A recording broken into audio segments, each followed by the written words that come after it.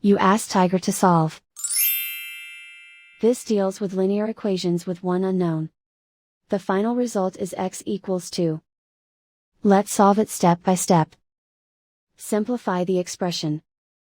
Break up the fraction. Find the greatest common factor of the numerator and denominator. Factor out and cancel the greatest common factor. Expand the parentheses. Simplify the arithmetic. Simplify the fraction. Group all constants on the right side of the equation. Add 2 to both sides.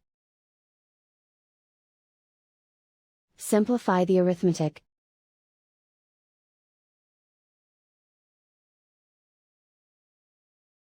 And so the final result is x equals 2.